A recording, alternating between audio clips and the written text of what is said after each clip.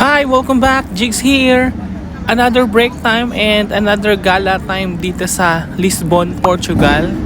Etong Lisbon, Portugal, isa talaga to sa pinaka-favorite kong ports na mga pinupuntahan namin. Kaya every time na nandito kami, kung talagang may chance na makakalabas, lalabas talaga ako.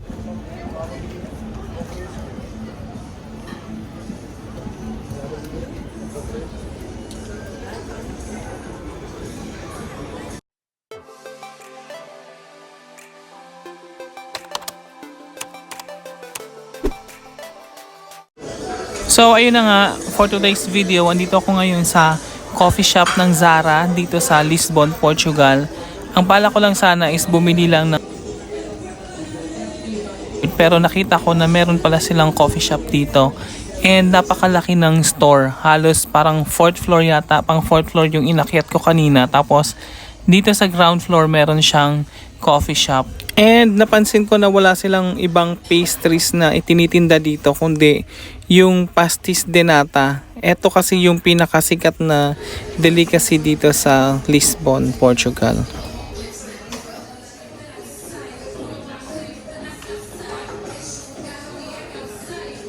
Can I have please one hot chocolate and one pastis? With the cream? No, without cream. Umorder nga pala ako ng hot chocolate pero I changed my mind. Pinalagyan ko siya ng isang shot ng decaffeinated espresso para decaffeinated coffee mocha yung iinumin ko. At syempre, self-service dito kasi aantayin mo yung order mo sa counter tapos ikaw yung magdadala sa table.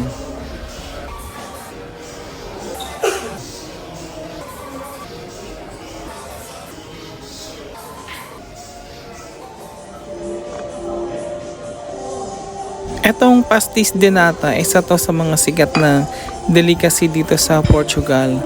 And pag kinain mo siya, para siyang custard. Tapos yung crust niya is medyo matigas, medyo crunchy. Hindi ko alam kung paano to ginawa.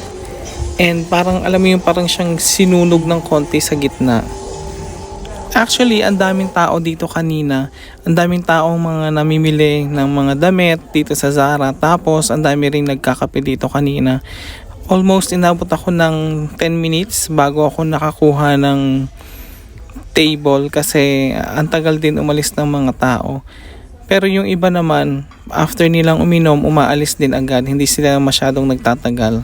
Parang ako lang yata yung medyo nagtagal ng konti dito kasi may free wifi sila and malakas yung signal ng wifi kaya ang dami kong na-download na movies kanina.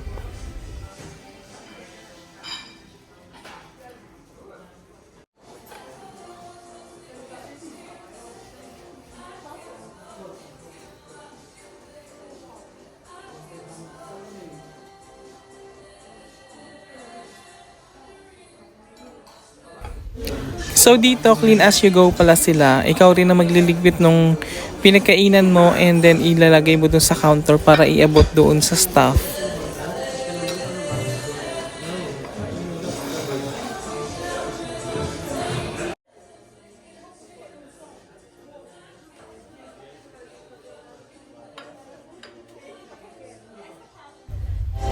Medyo matagal-tagal din akong tumambay dito kasi ang lakas ng signal ng wifi nila and nakapag-download ako ng maraming movies. Hindi lang din coffee shop yung dinadayo ng mga tao dito kanina, pati ito rin mismo yung shop ng Zara. Ang dami rin talagang tao, yung iba bago mag-shopping or after mag-coffee nagsha-shopping. Bukod sa coffees and pastis de nata, may tinitinda din silang mga plato. Ayan yung mga nakabox na yan sa gilid. Ang ganda ng mga plates ng mga tinitinda nila. Super quality.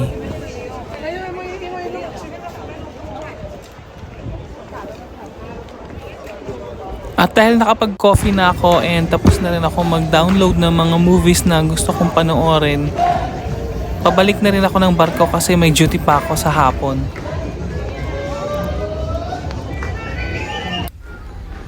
Dito sa Lisbon, perfect talaga tong place na to for picture taking kasi ang ganda ng lugar. Ang ganda ng background and ang lakas maka-Europe nung dating.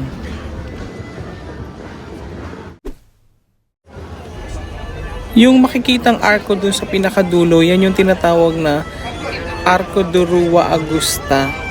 Yan yung pinaka-landmark dito sa Lisbon, Portugal. And etong street na binabaybay ko na to, ano siya, parang high street siya na puro shops and coffee shops and restaurants. Kaya ang dami talagang tao dito lagi.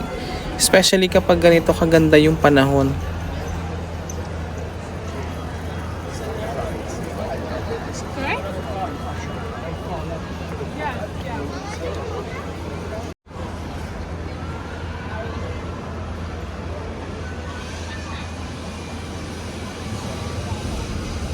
Tapos, isa din to sa pinakasikat na tourist spot, etong tram nila, yung tren na yan, yung lumang tren na yan.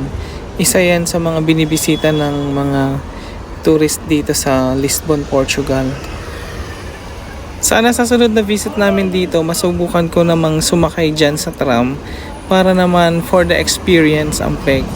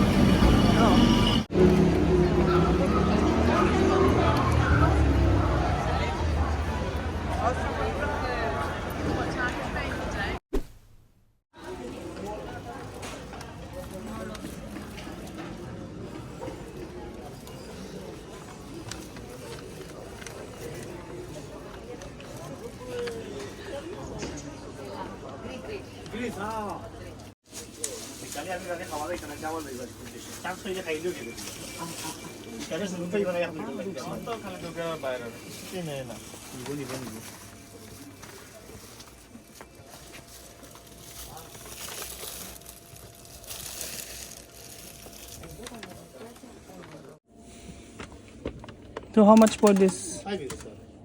5. 5 euro. Yeah. Let's go. Alam na, kayo, nagkakalat mo, nakalaman na.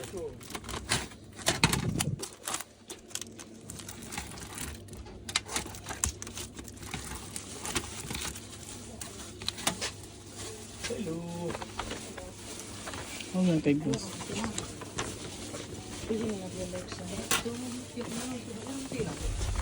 So ayun, at hanggang dito na lang yung ating for today's video dito sa Lisbon, and thank you so much for watching.